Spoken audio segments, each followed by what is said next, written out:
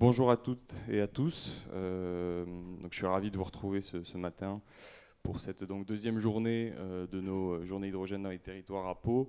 J'espère que vous avez pu profiter de la première pour avoir de nombreux échanges avec tous les exposants ici et puis avec les différents intervenants des ateliers et des plénières.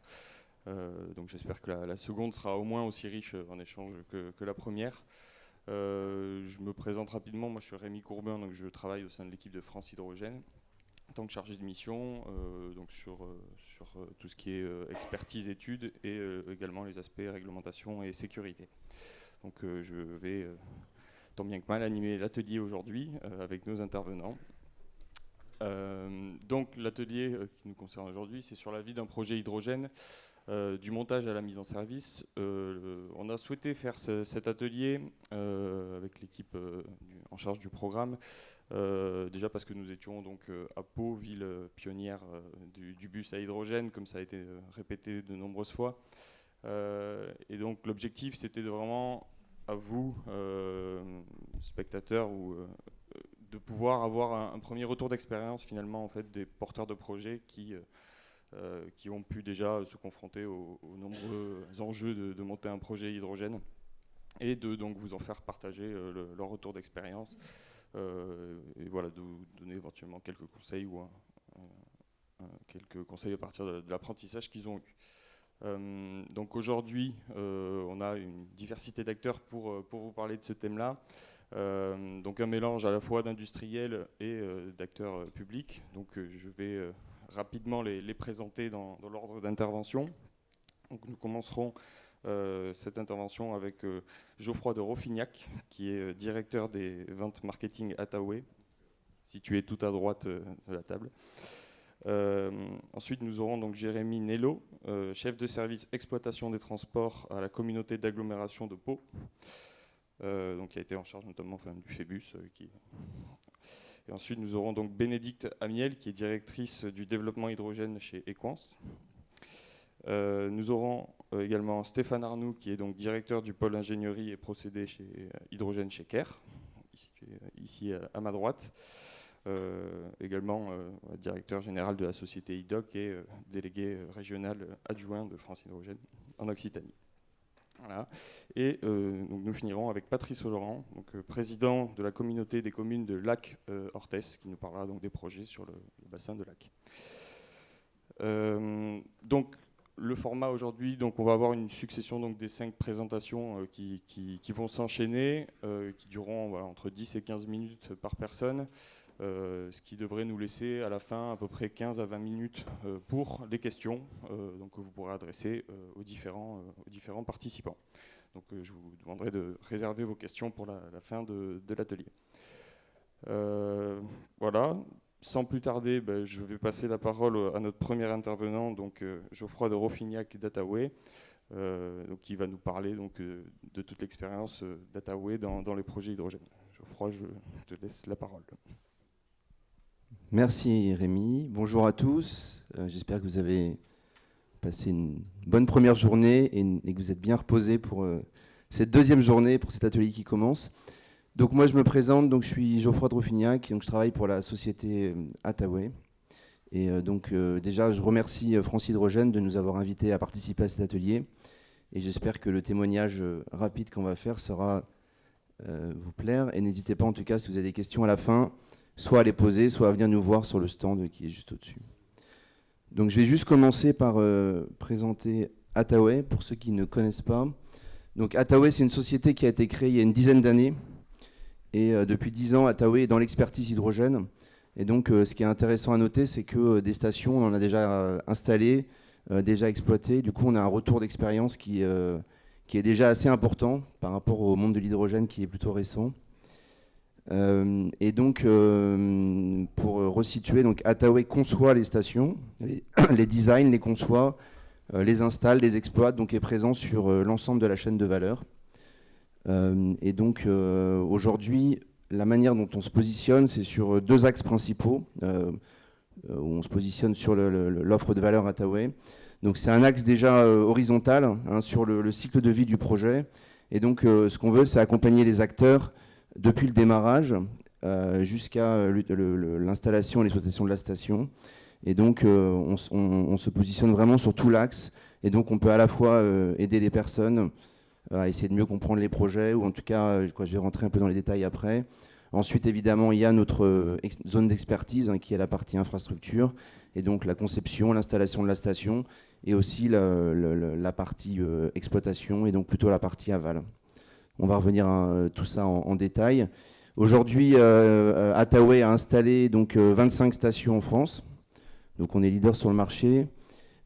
Et on continue à se déployer avec un déploiement en France, mais aussi à l'international, puisqu'on a ouvert récemment un bureau à Madrid pour attaquer le marché espagnol. Ensuite, le deuxième axe important sur un projet et aussi sur lequel on se positionne, c'est plutôt un axe usage. Et donc on va voir dans ce que je vais vous présenter ensuite, c'est que souvent l'usage du début du projet n'est pas celui de la fin d'un projet.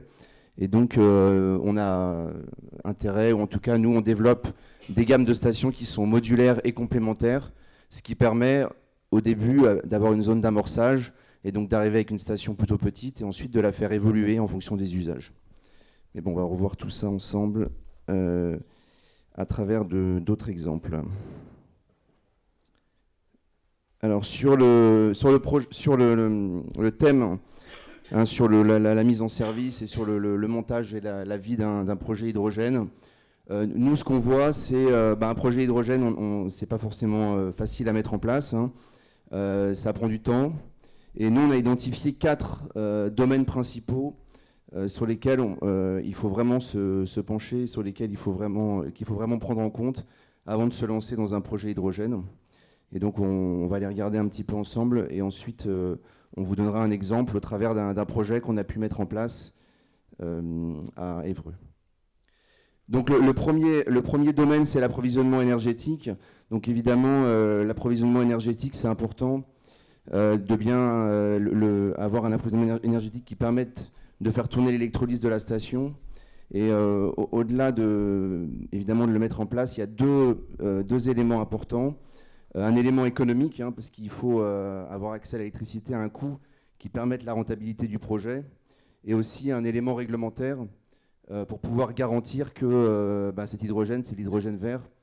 Et donc, c'est un élément qu'il faut prendre en compte dès le début, sur lequel on va vraiment pouvoir bâtir un projet d'une station hydrogène. Le deuxième élément, c'est le foncier.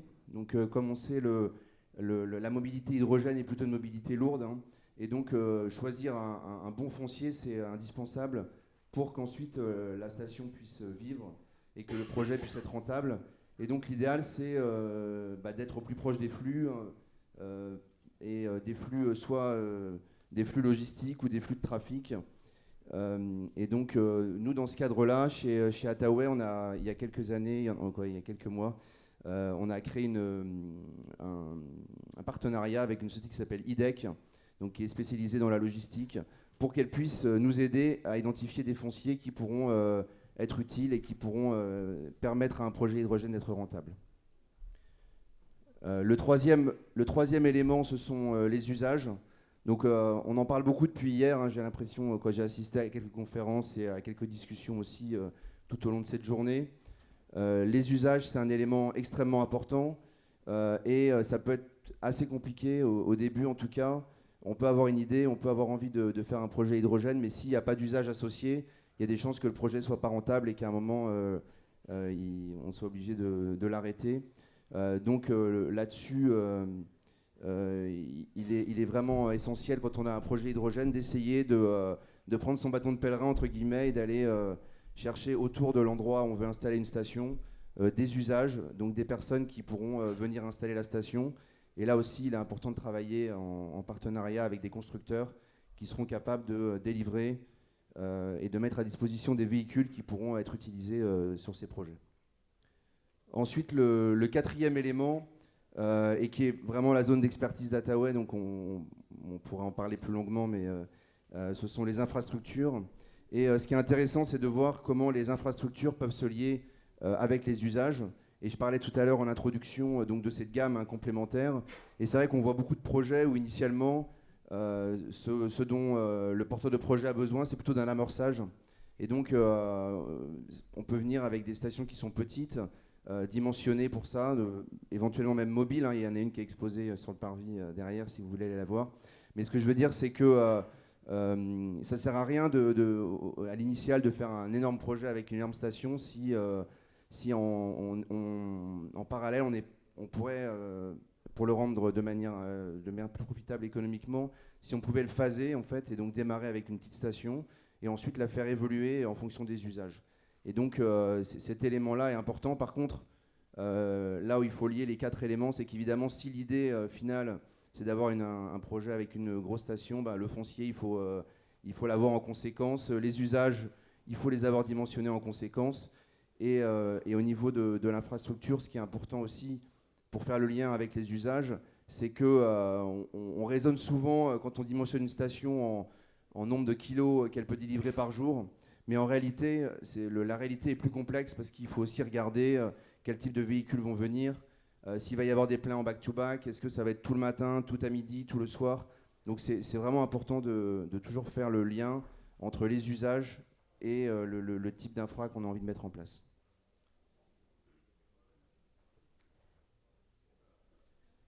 Donc voilà, je voulais juste rapidement donc revenir sur un projet qui a été mis à l'honneur hier avec, pour ceux qui étaient là pour la remise des prix France Hydrogène, puisque le projet a reçu, Transdev a reçu le prix, je crois, le prix du public, si je me souviens bien. Et c'est ça, grand public, ce qui est encore mieux. Et donc le projet EasyMob permet bien d'illustrer tout ce que je viens de dire en fait de manière peut-être un peu théorique, mais finalement pour nous c'est un bel exemple. On parlait d'écosystème, hein, quand je parlais d'écosystème tout à l'heure, et là on est vraiment sur le projet a émané ou vient d'un écosystème, hein, la région Normandie, la société Symbio, Serfim, et donc qui ont eu cette volonté de mettre en place un maillage du territoire avec des stations hydrogène. Et ensuite, au-delà de cet écosystème, et donc il y a eu un appel d'offres, il y a eu l'installation d'une station, et donc au début les usages c'était plutôt des véhicules type Kangoo, et donc la station était dimensionnée pour ce type d'usage, mais ensuite les usages ont évolué, et donc tout à l'heure on parlait, hier on parlait du bus, et donc Attaway qui était en fait qui assurait la maintenance de cette station, l'a fait évoluer pour pouvoir accueillir et pour pouvoir faire l'avitaillement du bus à hydrogène. Et donc c'est vraiment, on parle de la diversification des usages, on démarre avec une idée, ensuite l'idée évolue, et donc il faut que la station puisse évoluer de la même manière. Et ensuite, au-delà même de l'évolution des usages, ce qui est intéressant dans ce cas-là, c'est qu'à un moment, donc l'exploitant a eu aussi la volonté de passer la main un petit peu sur l'exploitation, et donc Attaway, qui était présent déjà sur la maintenance, a pu depuis quelques mois démarrer l'exploitation directe de la station, et donc grâce à ça aussi on peut apprendre, et l'idée c'est avec ce genre de projet d'apprendre, de faire évoluer les stations et pour qu'elles soient de plus en plus adaptées à ce que vous pouvez rechercher.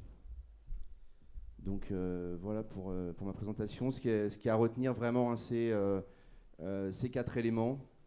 Donc l'approvisionnement énergétique, les infras, les usages et le foncier à bien prendre en compte et à bien dimensionner pour la réussite d'un projet hydrogène. Merci à vous.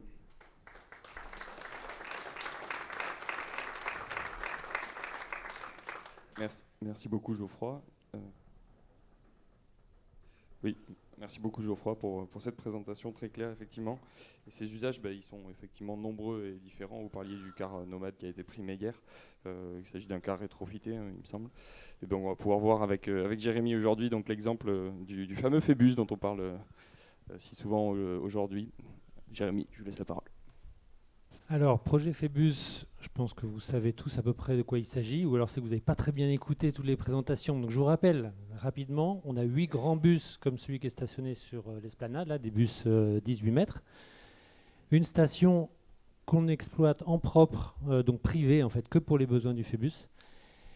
Et on a un atelier de maintenance particulier pour nos Phébus. Et on reçoit 4 nouveaux bus, qui ne sont pas des Phébus, mais des bus à hydrogène quand même, qui viennent agrandir un peu le projet. Donc, nos bus roulent depuis 3 ans et demi. On a donc fait 1 million de kilomètres, 5 millions de passagers. Donc, on commence à avoir un retour d'expérience assez important et intéressant.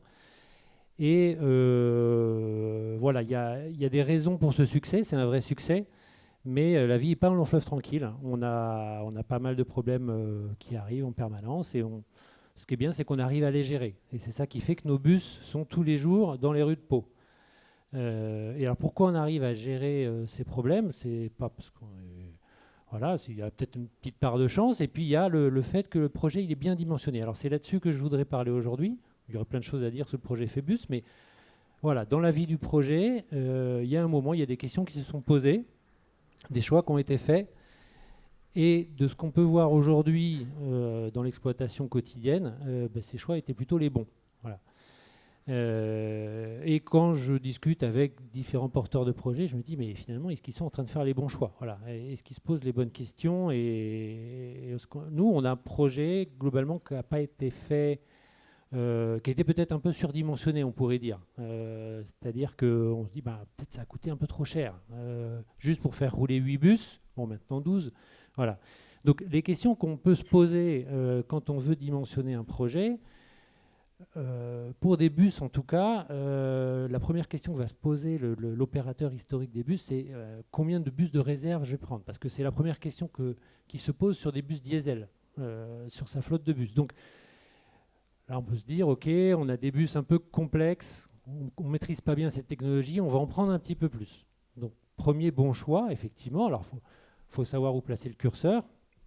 Mais effectivement, ces bus peuvent poser un peu plus de problèmes, de panne, et puis on peut parfois mettre un peu plus longtemps à résoudre ces pannes parce que c'est de l'hydrogène, on n'a pas forcément toute l'expertise sur place comme on peut l'avoir avec le diesel, donc voilà, il faut être un peu prudent là-dessus, et nos Phébus, on en est content, ils roulent assez bien, mais voilà, c'est pas tous les bus tous les jours qui sont prêts à rouler.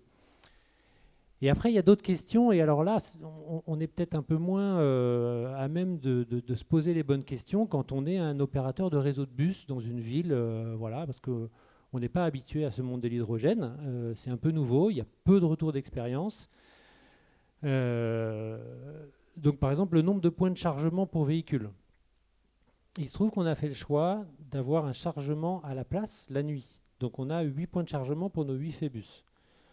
Donc ça, c'est un grand confort d'exploitation, puisque nos chauffeurs arrivent, garent le bus, le branchent, le connectent et s'en vont. Et le lendemain matin, le bus, il est plein, on repart.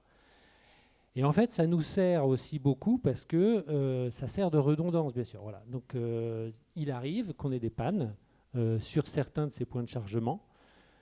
Et on est très content d'avoir 7, voire 6 points de chargement qui restent sur nos 8, parce qu'on arrive, alors bien sûr, c'est une complexité opérationnelle le matin ou le soir pour gérer ça, mais on y arrive et nos bus, ils sont dans la rue le lendemain matin. Donc c'est ça qui compte, parce qu'il faut quand même voir qu'en usage comme ça sur un réseau de bus, si on a une vraie panne et que pendant une semaine, il n'y a pas de Phébus sur la ligne, c'est quand même catastrophique en fait pour les usagers, et le projet, il ne va pas tenir comme ça longtemps. Alors si on vise un taux de disponibilité de 95% dans les rues, ça ne va pas du tout, en fait. Ce n'est pas du tout ce qu'il faut souhaiter. Et quand on a des bus de réserve, c'est des bus de réserve dans la flotte hydrogène. Mais en fait, si on n'a plus d'hydrogène, il faut avoir le nombre de bus équivalent dans la flotte diesel. Et en fait, ça, on ne l'a pas. Il n'y a aucune ville qui... Quand on fait un projet avec une vingtaine de bus à pile à combustible, on ne va pas avoir une vingtaine de bus diesel en backup, ça ne marche pas. Donc il faut se poser les bonnes questions pour qu'on ait quand même de l'hydrogène tous les jours. Ou à peu près, puisqu'il y a quand même une petite réserve dans nos Phébus. Donc si un matin il n'y a pas d'hydrogène, bon, ils peuvent partir faire leur tour, revenir en milieu de journée, faire le plein, et voilà, et l'usager ne voit rien. Donc le nombre de points de chargement de véhicules, le nombre de compresseurs dans la station, parce que la compression d'hydrogène, c'est quelque chose de connu, ça existe dans l'industrie depuis longtemps, mais comme tout compresseur, voilà, il peut y avoir des pannes, et c'est vital dans la station. Le nombre d'électrolyseurs. Nous, on a un seul électrolyseur, Bon, c'est un choix comme ça, mais on a un backup avec des tube trailers qui peuvent venir. Si on fait le choix de ne pas avoir de backup tube trailer, bon là il ne faut pas avoir un seul électrolyseur, ça ne marchera pas. Ça sera trop compliqué. Après, on peut aussi surdimensionner la production. Donc ça, je vais en parler dans le slide d'après. Ce qui apparaît un peu une erreur en fait. Hein. Quand on dit surdimensionnement, en général, on se dit on paye trop en fait d'investissement. Mais derrière, tous les jours, on se satisfait d'avoir finalement un peu surdimensionné. La taille du stock hydrogène, donc j'en parlerai dans un petit slide sur la réglementation, mais c'est important de savoir quel est mon stock. Parce que quand j'ai un problème de production, je suis content d'avoir du stock pour pouvoir tenir le temps, par exemple, que mes tube trailers ils arrivent. Si on n'a pas ce stock tampon, voilà, les bus ne roulent pas le lendemain matin quand on a une panne la nuit, quoi. Et la logistique en place pour ces tube trailers. Parce que si vous prévoyez une station avec un backup tube trailer, mais que vous n'avez pas sécurisé une réactivité de ces tube trailers, en fait, très vite, vous êtes à court. Hein. Donc il faut que les tube trailers ils arrivent dans les 48 heures, sinon vous êtes le stock va arriver à zéro et vos bus ne vont pas rouler. Voilà. Donc, ça, c'est des points sur lesquels on peut agir, on peut mettre des redondances en place, on peut faire des investissements complémentaires pour s'assurer une disponibilité du projet à la fin.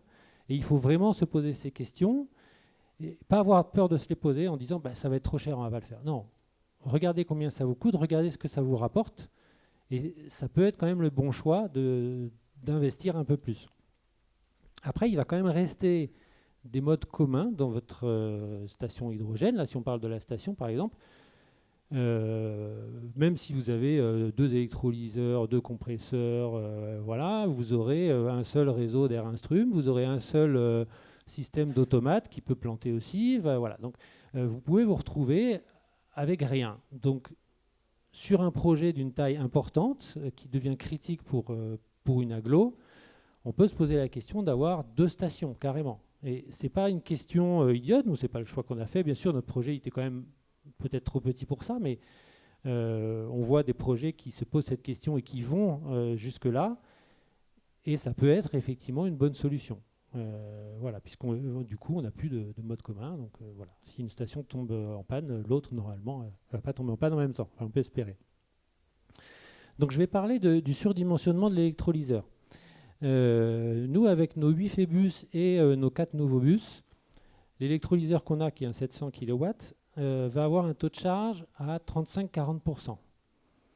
Donc là, si vous posez des questions autour de vous, on va dire, bah oui, c'est vraiment pas bon en fait. On a payé trop cher cet électrolyseur, on aurait dû baisser un peu la capacité de l'électrolyseur et ça aurait été beaucoup plus intelligent. En fait, on aurait gagné...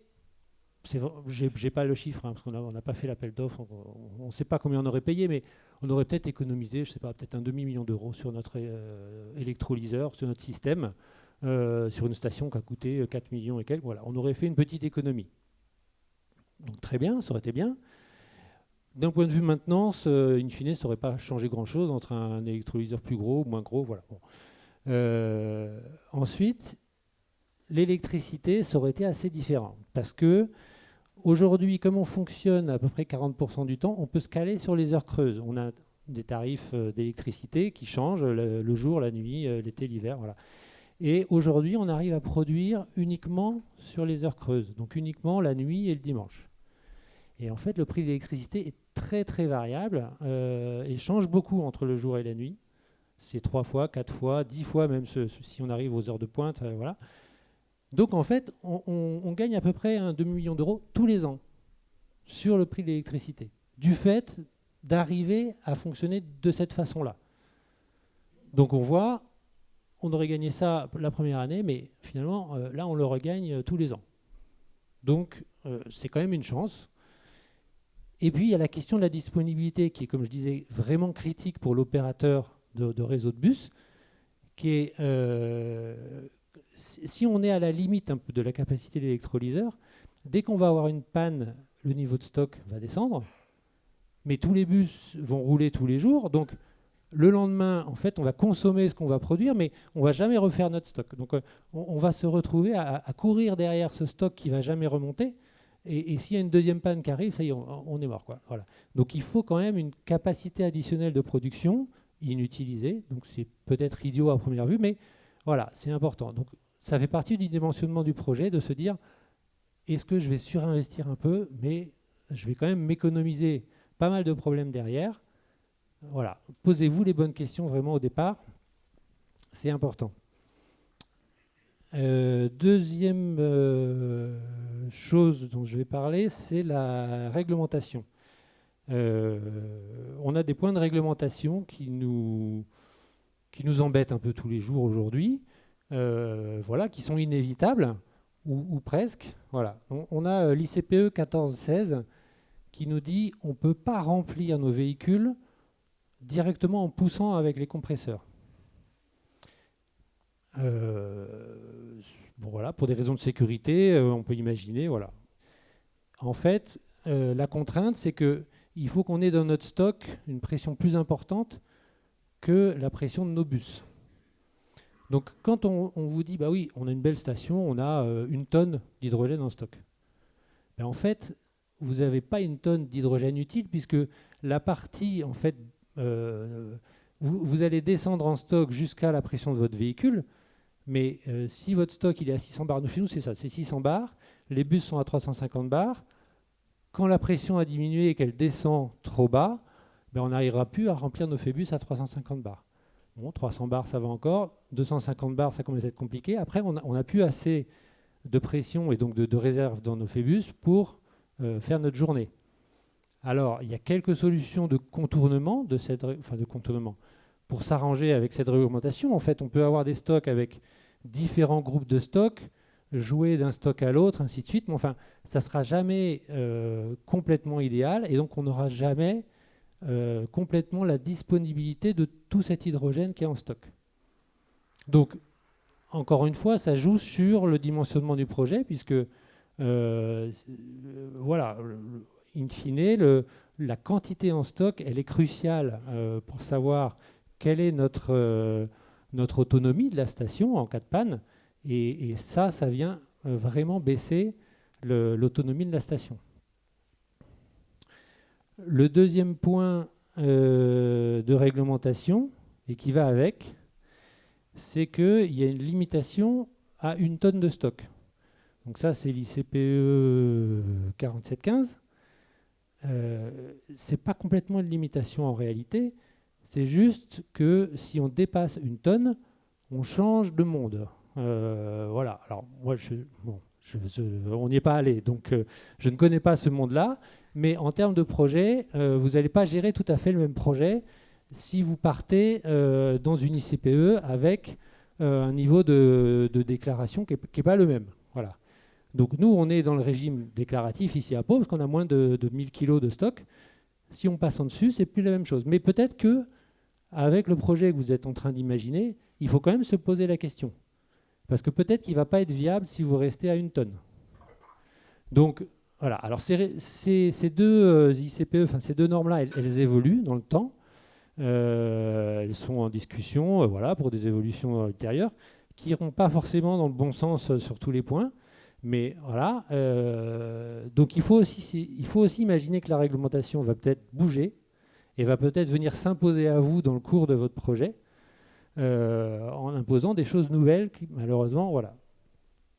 Donc, pour des gros projets, vraiment, c'est très limitant, en fait, 1 tonne. Nous, on consomme à peu près 600 kg ou 800 kg dans la semaine. Donc, avec 1 tonne, on imagine avoir voilà, 1 semaine de stock. En réalité, on n'a pas 1 semaine de stock pour les raisons que j'ai expliquées, mais on a un stock raisonnable.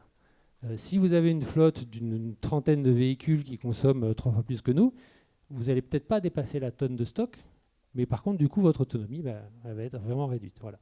Donc, tout ça, ça tourne autour du dimensionnement du projet, avec la réglementation, avec les choix technico-économiques que vous faites.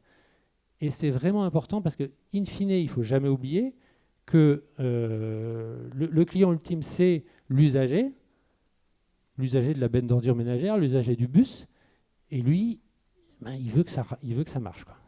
Il ne va pas comprendre qu'il y a de l'argent public qui a été mis sur la table pour un projet qui ne marche pas parce que tous les mois, les bus, non, ne roulent pas parce que ceci, parce que cela, ou les bennes d'ordures ménagères ne viennent pas. Voilà.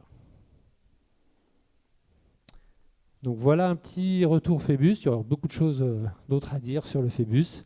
Peut-être que vous viendrez visiter demain la station avec nous, voilà, pour en savoir un petit peu plus. Merci beaucoup Jérémy, on peut l'applaudir.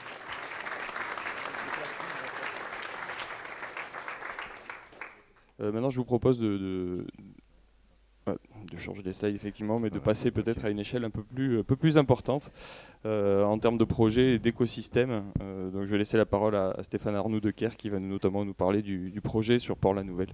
Voilà, qui a été mis en lumière hier. Écoutez, bonjour à tous. Je suis ravi de pouvoir échanger avec vous sur un projet industriel.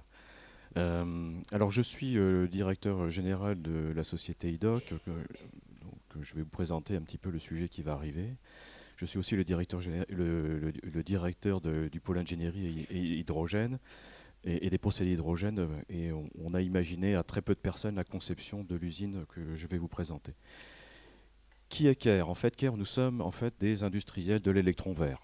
Voilà, c'est ça qu'il faut retenir. C'est-à-dire que nous sommes un indépendant.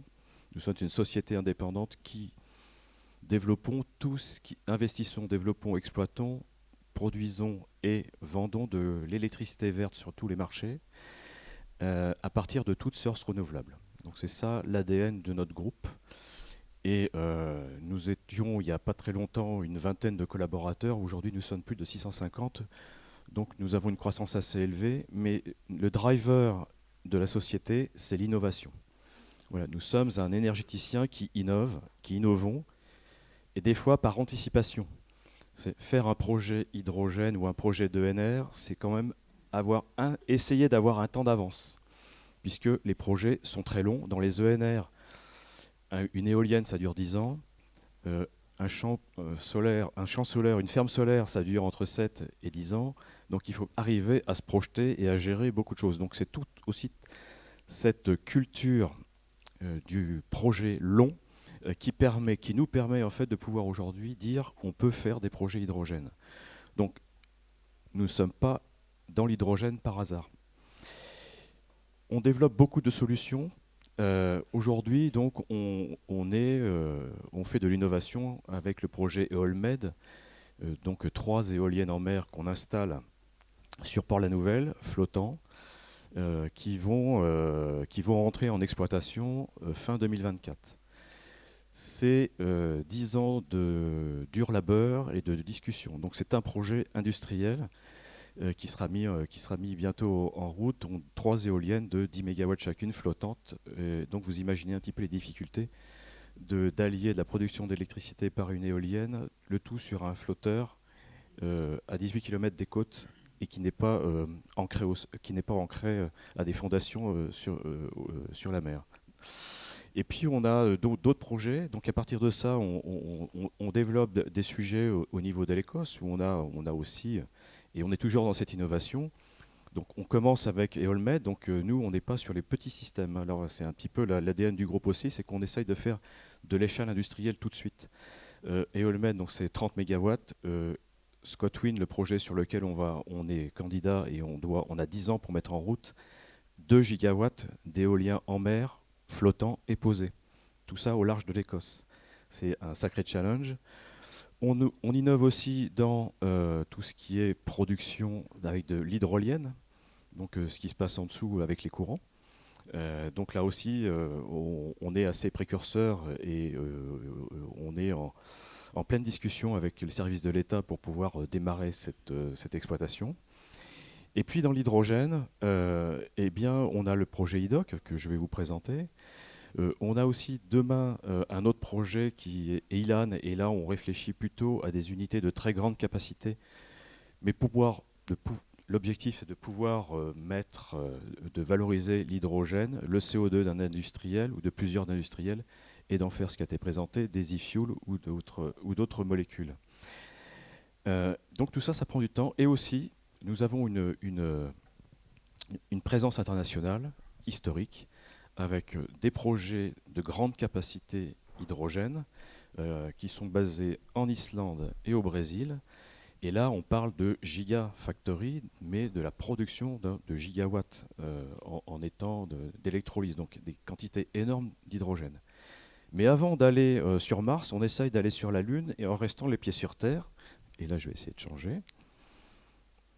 Et donc, notre démonstrateur, ça va être un démonstrateur qui va faire aujourd'hui 6000 tonnes d'hydrogène par an. Il y a 5 ans, c'était un projet faramineux, énorme, débile, ambitieux, enfin tout ce que vous voulez, mais un peu barré, si vous me permettez l'expression. Mais pour partir là-dessus, il faut d'abord et avant tout, et c'est ça la grande difficulté de pouvoir se projeter sur les 5 à 6, voire 7 ans à venir, c'est qu'il faut des clients. Oui, si vous n'avez pas de clients, ça va être compliqué de faire un projet hydrogène où les investissements sont conséquents. Donc c'est la première question qu'il faut se poser lorsqu'on veut faire un projet hydrogène, c'est quoi mes clients? Quels sont mes débouchés? Et dans l'hydrogène, il est préférable de partir du client et de remonter à la source, et pas de faire l'inverse. Ça, c'est un conseil que je vous donne. Après, vous en faites ce que vous voulez. Mais réfléchissez client et vous verrez que les problématiques de disponibilité opérationnelle sur un bus aujourd'hui, il est préférable, et j'étais à l'origine au tout début, voilà, j'étais chez Engie avant, mais oui, ce projet-là, bon, il a été très bien pensé, mais vous avez raison, il faut penser usager, client, disponibilité opérationnelle. Et donc ça, c'est c'est le driver. Et puis, donc, on est obligé de fédérer un certain nombre d'acteurs. Donc on va s'occuper des usages, donc déjà on va essayer de réfléchir avec différents porteurs de projets, de solutions, pour pouvoir se dire quelles sont mes quantités d'hydrogène que je vais pouvoir vendre à partir de mon usine de production. Donc notre usine, en fait, on va adresser tous les usages de l'hydrogène. Pourquoi se restreindre à un usage ? Donc c'est ça la difficulté, c'est qu'on doit se projeter, mais comme moi je viens du monde industriel, des gaz industriels, on fait une usine pour tous les clients. On ne fait pas une usine pour une application dédiée, si ce n'est qu'on met un électrolyseur peut-être chez un industriel qui aura besoin dans son process d'hydrogène. Donc il faut vraiment se positionner et il faut aussi avoir une vue assez holistique du système. Donc on a différents usages. On a la drague hydromère qui est développée par la région Occitanie. Donc ça, c'est notre premier client. On a signé, on a gagné l'appel d'offres il y a 2 ans. L'usine n'est toujours pas construite. Hein. Donc il faut des partenaires que vous devez accompagner et on doit se grouper en tant que partenaire d'un écosystème sur le long terme. Et ça, c'est fondamental. On développe aussi une péniche à hydrogène. Alors ça, c'est très anecdotique, c'est très avant-gardiste. Mais aujourd'hui, demain, on pourra se poser la question, et il y a déjà des solutions qui sont développées sur le territoire français, pour mettre soit des pousseurs, ou en tout cas des péniches à hydrogène avec des piles à combustible. Petite parenthèse, la réglementation fluviale est pire que la réglementation maritime. Voilà. Mais je vous laisserai découvrir tout ça avec les vrais ceux qui portent les projets. Nous, on a un projet phare qui est le corridor H2 qui a été présenté hier. Alors le corridor H2, c'est quoi? C'est une usine de production, c'est 5 stations de distribution, c'est 100 camions.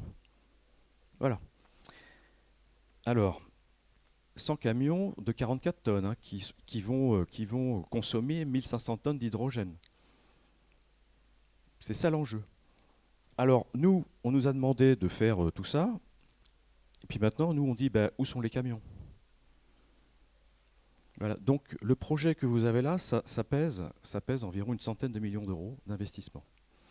Donc, évidemment, on est une société. On a des aides qui sont arrivées avec des partenaires financiers, que je vais vous expliquer un petit peu la chronologie du projet. Et puis aussi, on a réfléchi à avoir une organisation capitalistique pour porter tout ce beau écosystème. Et donc, on a créé une société de projet avec la région, à travers l'Agence régionale d'énergie-climat, l'AREC, puisque l'Occitanie, je pense que vous l'avez observé hier dans la présentation de la présidente d'Elga de l'Occitanie, présidente de région, il y a une vraie vision, une vraie volonté de l'Occitanie de se positionner dans l'hydrogène. Et tous les services de la région sont alignés pour aider les porteurs de projets. Mais on ne fait pas n'importe quoi. Les actionnaires régionaux sont des actionnaires actifs et pas dormants. Et ça, c'est important dans la gouvernance de nos choix par rapport à tout ce qu'on est en train de faire. Quand on fait une usine de production et qu'on veut alimenter des stations, évidemment, il y a un sujet, c'est la logistique. Donc on s'est aussi attaché à réfléchir à la logistique hydrogène, c'est-à-dire trouver des partenaires pour conditionner notre hydrogène, le transporter, mais de façon optimum. C'est-à-dire qu'aujourd'hui, on peut, sur un conteneur 20 pieds, transporter 500 kg d'hydrogène, alors qu'avant, sur un trailer 40 pieds, on pouvait transporter 200 kg maximum d'hydrogène. Voilà, il y a des évolutions qui se font. Et donc c'est aussi une innovation au niveau du transport. Et on est obligé de travailler, et nous travaillons avec un partenaire, le groupe Charles-André, qui réfléchit avec nous sur toute la logistique pour alimenter nos clients.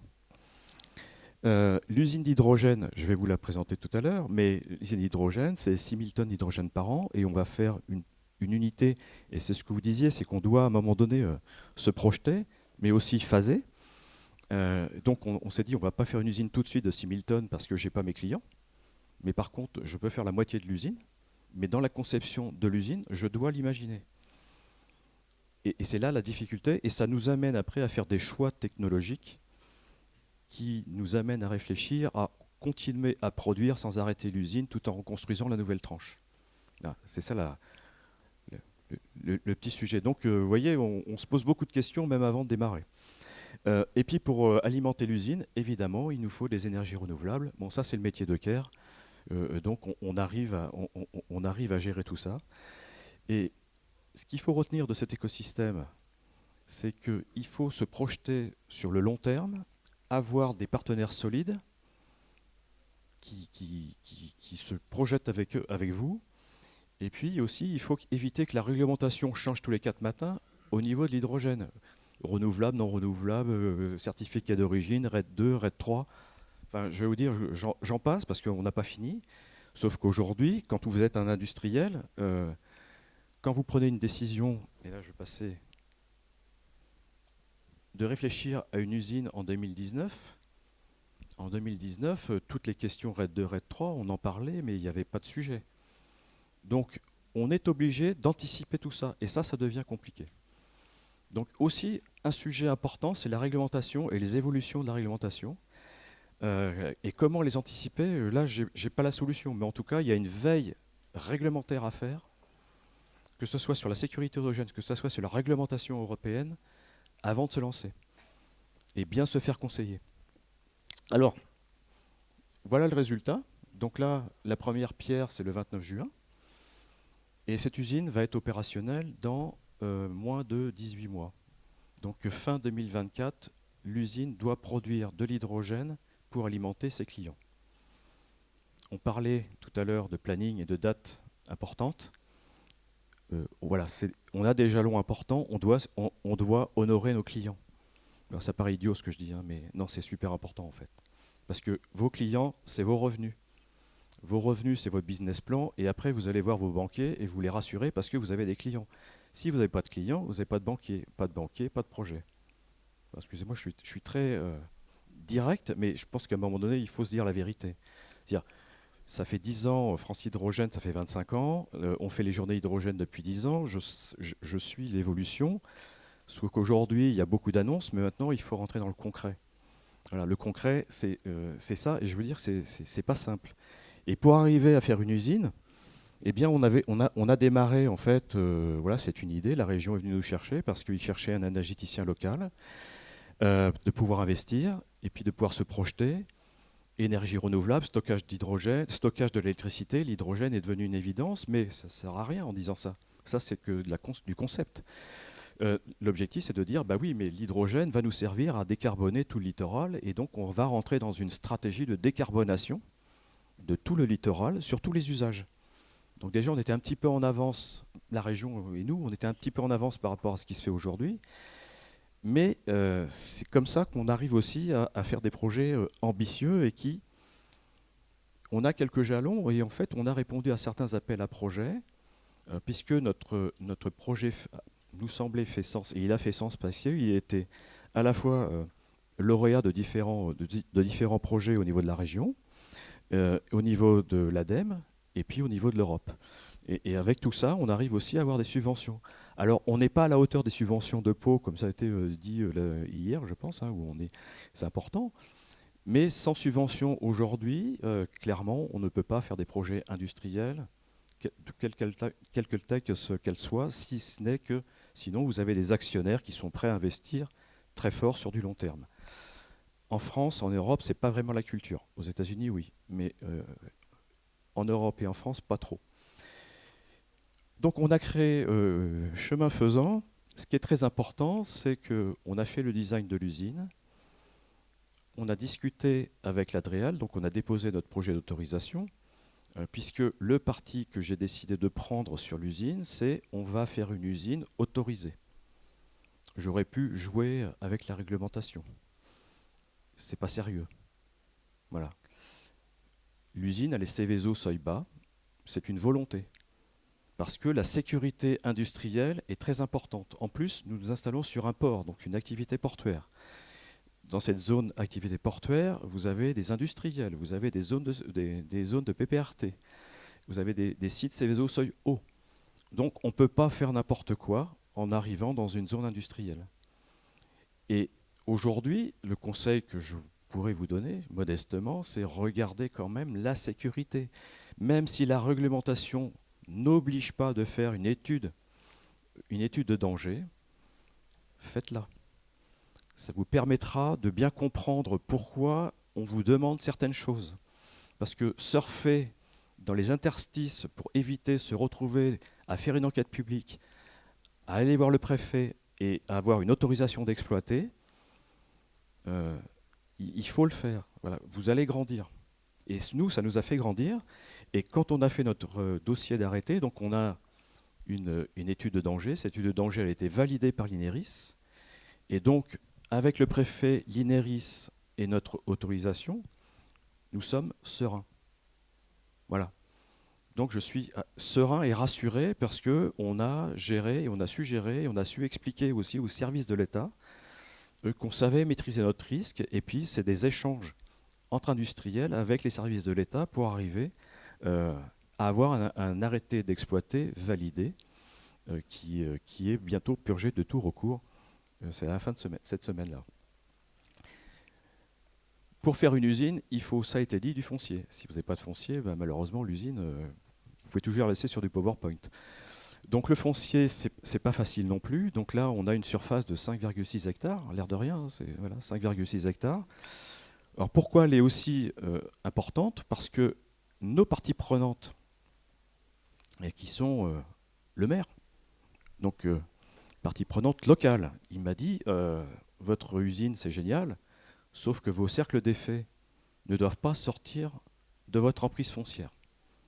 Alors vous vous débrouillez, mais vos cercles d'effets, il n'y a pas d'effet domino sur vos voisins. Ça, c'était déjà un driver important qu'on devait respecter. Et on s'était engagé vis-à-vis de la mairie, vis-à-vis des partenaires, vis-à-vis de la région, de respecter cet engagement. Donc voilà, donc il y a des jalons comme ça qui sont des fois difficiles, mais qui structurent en fait une démarche industrielle. Je ne peux pas être trop long. Évidemment, ben, après on a aussi le permis de construire. Et là, qui est un peu moins contraignant que le dossier d'autorisation.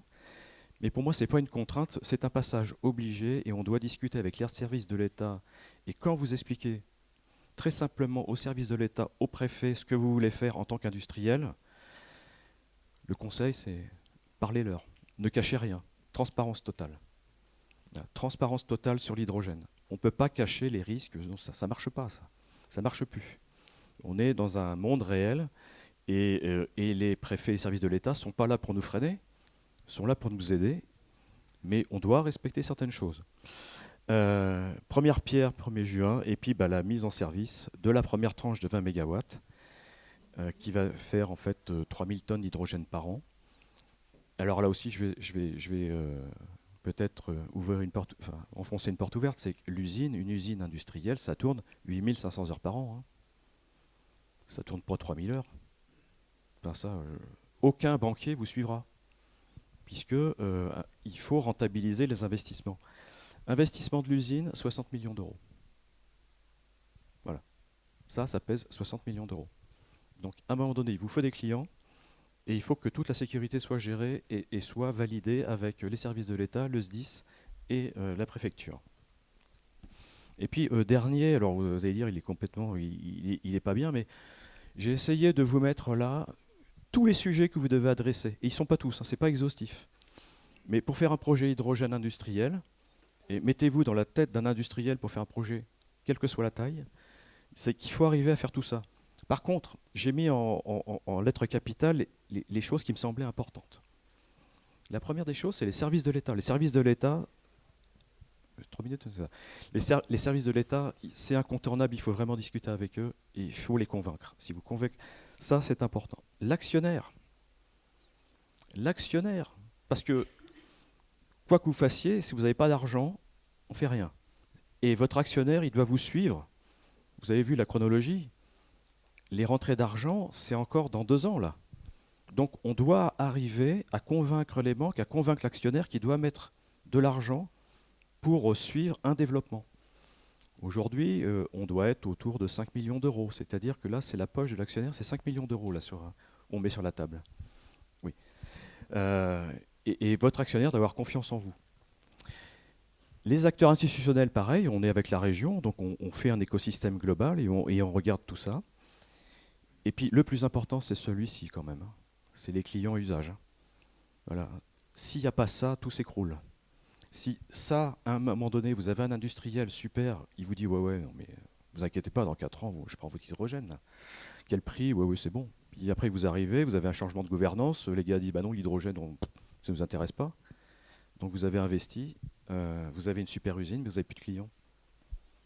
Et là, je vais vous dire qu'il y a vraiment une grosse prise de risque. Les partenaires sont importants, et puis le financement, parce que nous ne sommes pas un grand groupe, donc on est obligé d'aller chercher des banques. C'est un monde que je ne connaissais pas, moi qui viens des grands groupes, et je peux vous dire, quand on vient d'un grand groupe, tout le back-office financement, ce n'est pas votre problème. Là, moi, c'est mon problème. Enfin, mon problème. Je dois discuter avec les banques, ça nous coûte beaucoup d'argent, beaucoup de temps, et les banquiers vont regarder tout ce que vous avez produit. Tout. C'est-à-dire que vous allez avoir un audit complet de votre système, et s'ils ont un doute, ils ne financent pas. Et pas de banquier, pas de financement, pas d'usine. Voilà, c'est aussi un sujet. Donc je voulais échanger un petit peu de façon assez exhaustive. Et un dernier point, juste un dernier point. Très très rapide. Les ressources humaines, les équipes. Les équipes dans l'hydrogène, il n'y a pas pléthore de candidats. C'est difficile d'avoir trouvé de la compétence. Ça prend beaucoup de temps de former les gens. On est dans le monde de l'hydrogène aujourd'hui, donc tout le monde veut faire de l'hydrogène, c'est génial. Vous formez quelqu'un, au bout de 2 ans, il se barre. Hein. Donc il y a une fidélisation à faire aussi de vos collaborateurs, une montée en compétences, et ça, il faut l'imaginer aussi. Et puis le dernier point, vraiment dernier. Mais 15 secondes. mais le dernier point, c'est aussi l'exploitation. L'exploitation, si vous voulez, là, l'usine, il va y avoir 20 personnes dans l'usine. Une usine hydrogène, ça ne fonctionne pas tout seul, les yeux fermés. Un électrolyseur on-site, oui, mais il y a toujours quelqu'un qui regarde comment ça marche pour faire la maintenance. Une usine industrielle, il y a des gens dedans. Donc, un électrolyseur, ça marche avec du courant et de l'eau, oui. Mais s'il n'y a personne pour surveiller le système, ça peut vite partir en danger. Donc, il faut aussi former les gens. On est dans un territoire, l'Aude, qui n'est pas un territoire industriel. Donc, on doit aussi former, trouver des gens d'exploitation qui vont tourner en 5-8. Et aujourd'hui, trouver des collaborateurs pour travailler en 5-8, voilà un autre défi, c'est mon futur défi là, sur les 2 prochaines années, c'est trouver des gens pour travailler dans l'usine. Je vous remercie de votre attention. Nous avons un stand Care juste à l'entrée. Et voilà, merci. Désolé de te couper, mais je voudrais qu'on réserve quand même un peu de temps pour les questions. Et effectivement, tous ces points pourront être adressés ensuite. Ils pourront venir te voir pour en discuter, j'en doute pas. Effectivement, tu l'as très bien dit, ces projets-là, c'est aussi un impact fort sur l'écosystème local. Et donc, voilà, on vous souhaitait avoir un témoignage de la part de l'acteur public. Et donc, je laisse la parole à Patrice Laurent. Merci, bonjour à toutes et à tous, et merci à France Hydrogène d'organiser ces journées sur notre territoire d'industrie, Lac-Potarbes. Territoire d'industrie Lac-Potarbes, donc il y a le mot lac, c'est une ville qui a une histoire industrielle qui est incroyable, puisque au début des années 50, on y a trouvé du gaz dans des quantités incroyables. Ce gaz était malheureusement chargé en produits soufrés, et notamment en H2S, qui est un gaz mortel. Et les débuts ont été un peu difficiles, puisque les pressions étaient folles, elles n'étaient pas attendues. Le gaz, le puits a pris feu, un puits a pris feu, et c'est un pompier américain, on nous appelait le petit Texas béarnais, un pompier américain qui est venu éteindre ce gisement en disant aux Français, surtout rebouchez ça, laissez vos vaches et oubliez ce que vous avez sous les pieds, c'est inexploitable. Et puis à l'époque, il y avait un président de la République, le général de Gaulle. On était au sortir de la Deuxième Guerre mondiale, qui avait un besoin d'indépendance énergétique pour la France. Alors si je vous raconte cette petite histoire, c'est parce qu'on a une guerre aux portes de l'Europe. On commence à reparler d'indépendance stratégique, industrielle, d'indépendance énergétique. Notre histoire fait écho un petit peu à ce qui se passe aujourd'hui sur le niveau mondial, en tout cas au niveau géopolitique. Et donc le général de Gaulle à l'époque a dit « Vous me mettez ici les meilleurs industriels, les meilleurs ingénieurs et on exploite ». Donc il y a des métaux qui ont été inventés pour pouvoir exploiter, l'inox par exemple. Et puis on a démarré une histoire industrielle qui est la naissance du groupe Elf, qui est aujourd'hui Total. Donc vous êtes sur le berceau du groupe Total Énergie ici. Et avec d'autres industriels à l'époque qui se sont greffés autour de tout ça. On a eu des gens comme Ron Poulenc, Péchinet, etc. Bon, Sanofi, Arkema, aujourd'hui le groupe L'Oréal, sur ce territoire-là. Et puis on a vécu de ce gaz pendant des décennies, jusqu'à ce que le gisement s'épuise et que les unes après les autres, les entreprises finalement fermées. On a décidé il y a quelques années avec les élus de la communauté de communes de la Cortès de s'intéresser à nos friches industrielles. Et notamment l'une des plus... j'ai été trop vite. Je passe. Et notamment l'une des plus importantes, elle est plus importante que le site Induslac de l'usine de Lac, c'est ce que vous avez à l'écran, c'est le site qui accueillait autrefois le groupe Célanèse, Aquitaine Chimie. Alors, pour la petite histoire, qui fabriquait de l'acide acétique et qui produisait de l'hydrogène, mais de l'hydrogène fatal à l'époque. Et de l'hydrogène fatal qui a été utilisé par un groupe à côté, c'était la Compagnie française de l'azote, la Cophase, qui est devenue, qui a fini par être Yara, et qui fabriquait de l'ammoniac agricole, du nitrate d'ammonium. Ça vous parle peut-être, c'est ce qu'il y avait à Toulouse. On en stockait dans des quantités 10 fois plus importantes que sur le site d'AZF. Alors je vous dis ça aussi parce que nous sommes sur un territoire qui a une aventure et une histoire industrielle, mais qui a aussi une culture de la sécurité. Et quand on veut accueillir des projets de type hydrogène, cette culture de la sécurité, c'est quelque chose qui est important. Donc la communauté de communes de Lac Orthès a acheté l'ensemble quasiment des terrains que vous avez à l'écran, donc à Péchinet, ex-Ron Poulenc, pour redonner une nouvelle naissance à ce bassin d'emploi qui était basé sur l'extraction du gaz et du gaz fossile. On a commencé par installer tout ce que vous avez en bleu à l'écran. Ce sont des fermes photovoltaïques. C'est Total Quadrant, c'est 50 MW d'électricité produite sur le territoire de la communauté de communes de la Cortès. Et puis d'autres projets, comme vous voyez BioBéarn, Total Énergie également. C'était le groupe Fonroche. C'est aujourd'hui le plus gros méthaniseur de France qui produit du gaz bio qui est injecté sur le réseau à côté. Et puis, on a été l'un des premiers sites clés en main en France, en tout cas dans la première série des sites clés en main. On a été identifié avec notre territoire. Et du coup, quand on a des projets qui arrivent, et notamment dans le secteur de l'hydrogène, on commence de suite par regarder les implantations possibles, les écosystèmes. Et donc, on a eu des premiers contacts avec Élise Énergie, qui est partenaire et qui a un stand à l'étage, pour faire de l'e-méthanol sur lac. Alors, ce que vous voyez au bout à gauche, Élise Énergie, c'est la production d'hydrogène, production massive.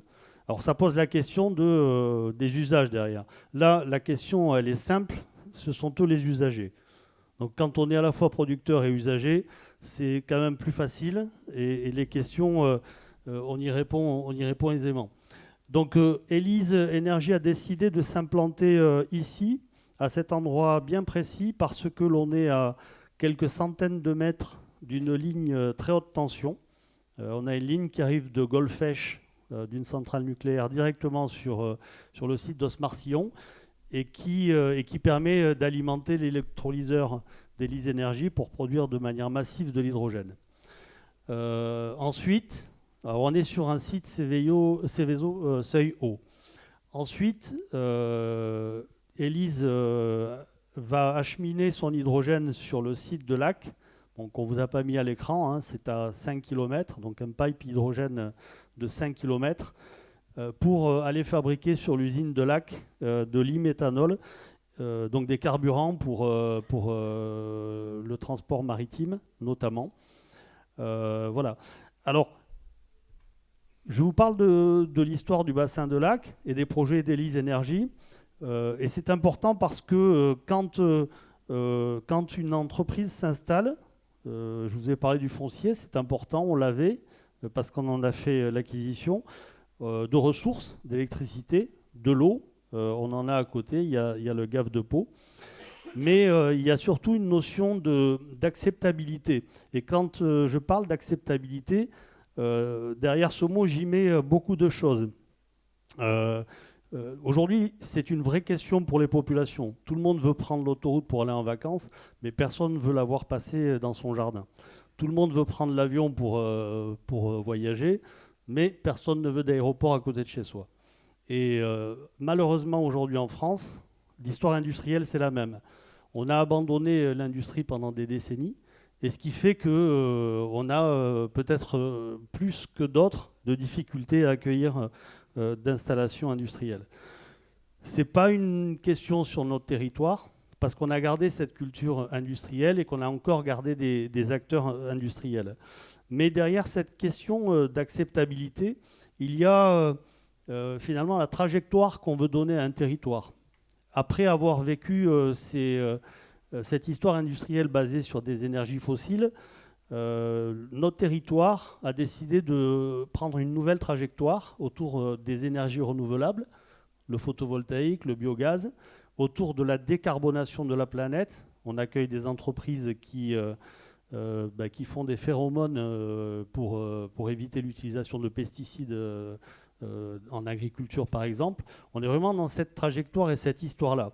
Et quand on la raconte aux populations, quand on montre des exemples et qu'on démontre ce que l'on fait, c'est plus facile d'accueillir des projets que si on ne parle qu'entre nous et qu'à la fin on dit voilà, l'usine va se mettre là. Il y a un mot qui est apparu en même temps que les usines fermées en France, c'est les ZAD, les ZAD et les zadistes. Voilà, donc on est attentif à toutes ces questions-là. L'environnement des futurs salariés. parce qu'il y a la question de la formation. On travaille avec l'UPPA et le lycée des métiers de la chimie de Mourenx à un campus des métiers pour former demain les plusieurs centaines d'emplois qui seront à créer dans le secteur de l'hydrogène. Donc la question de la formation est importante. La question de l'accueil de nouvelles populations, avec du foncier, des maisons. On a de la chance, on vit dans la plus belle région de France avec le foncier le moins cher et pas de bouchons. Voilà, à 1 heure de l'Espagne, 1 heure de l'Espagne, 1 heure des stations de ski et 1 heure de l'océan. Et donc cette question-là de l'environnement du salarié, au-delà du travail, elle est importante. La relation au travail a changé. Et aujourd'hui, quand je parlais de trajectoire et de sens que les gens veulent donner à la vie, il y a le sens dans une activité professionnelle et puis le sens à la vie aussi. Et donc c'est tout ça qu'on essaye de dessiner autour de l'acceptabilité. Et puis il y a quand même un volet aussi important, c'est l'écosystème. Vous en avez parlé. On a la chance aujourd'hui d'avoir un écosystème qui est favorable, avec du foncier de disponible, des compétences, une culture de la sécurité, avec des ressources, des usages, et puis des gens qui ont la ferme volonté d'accueillir et de développer l'industrie sur leur territoire. Et quand je dis des gens, ça va de l'État aux maires, aux collectivités, en passant par la région Nouvelle-Aquitaine, et puis tous les acteurs évidemment industriels. On a la chance d'avoir un groupement d'intérêt public, le GIP Chempark, et autour de cette table, autour de la table de Chempark, on retrouve tous les acteurs dont j'ai parlé, y compris des représentants des salariés et des associations environnementales. Voilà, ça c'est quelque chose qui est fondamental si l'on veut réussir à développer des projets. Alors, il nous reste encore du foncier, parce que je suis le dernier intervenant. Vous avez compris comment on fait. Il nous reste encore du foncier. On a de quoi accueillir les dirigeants, les salariés, tout le monde. Donc, n'hésitez pas. On a un stand aussi en haut. N'hésitez pas à venir nous voir. On est prêt à accueillir tous les projets possibles sur le territoire. Voilà, je ne veux pas être trop long parce que je rends un peu du temps que vous nous avez pris. Et pour pouvoir laisser la salle poser des questions. Merci. Merci beaucoup.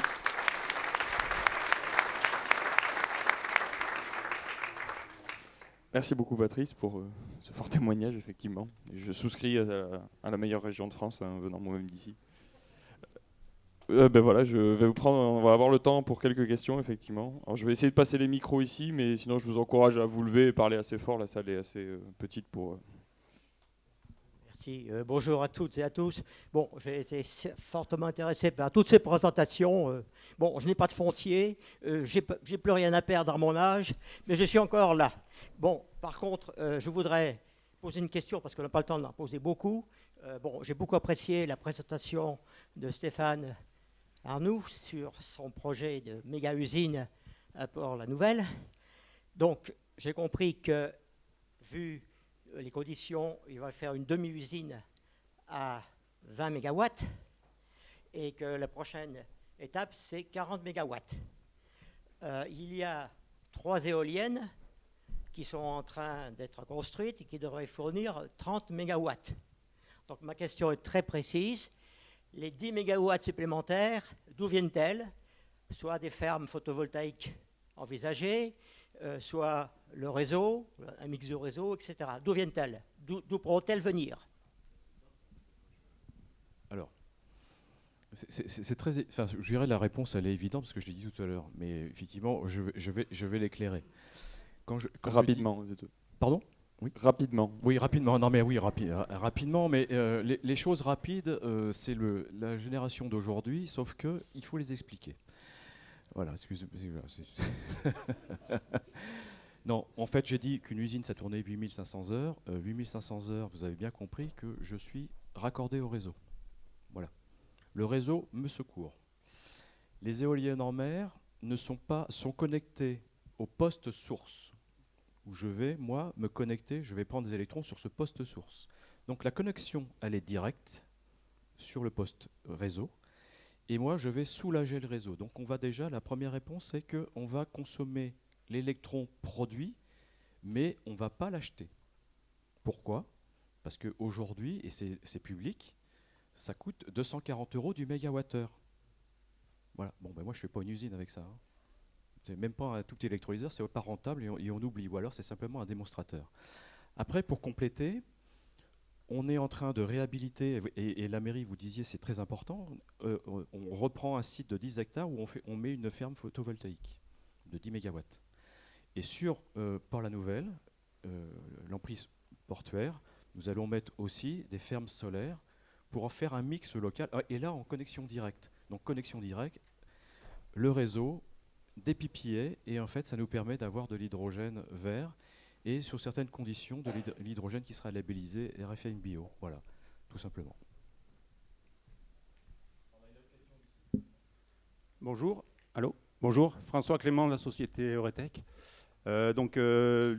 Nombre d'intervenants ont souligné que les questions de réglementation étaient fondamentales sur la faisabilité et la viabilité des projets. Et donc il y a une rubrique spécifique de la réglementation ICPE, la 4715, qui a été mentionnée, avec le seuil de 1 tonne à partir duquel le projet est soumis à autorisation. Le seuil suivant, c'est 5 tonnes à partir duquel donc, on passe en Céveso seuil bas. Donc ma question, c'est quelle est l'évolution prévisible de la réglementation sur ces seuils-là? Déjà, sont-ils des seuils qui sont purement de réglementation française ou proviennent-ils de directives européennes? Et dans les deux cas, quelle est la dynamique et quelle est la visibilité à moyen terme de l'évolution de ces seuils? Bon, alors, il y a plusieurs éléments de réponse. Moi, je vais essayer de répondre de la vision industrielle et je vois ce qui est en train de se passer sur les soucis qu'on va avoir sur les stations de distribution. Parce que la question, elle est double, en fait. Sur Port-la-Nouvelle, en fait, il y a eu un changement de réglementation qui a changé le PPRT et les zones d'effet. Donc oui, ça peut changer. Dans quel sens? Je ne sais pas. En tout cas, nous, c'est pour ça qu'on a décidé de se mettre déjà au seuil Céveso bas, qui nous autorise d'avoir 49 tonnes, disponibles, possibles, stockables sur le site. Donc jamais on atteindra ce seuil. Si demain, la réglementation baisse les seuils de Céveso, seuil haut, on a un peu de marge. Donc on a un peu anticipé. Mais demain, on est incapable de dire quelle sera la nouvelle réglementation. Donc on suit, on fait une veille, mais enfin, vous savez comme moi qu'à un moment donné, ça devient difficile. Et puis après, il y a tout ce qui est stockage, transport.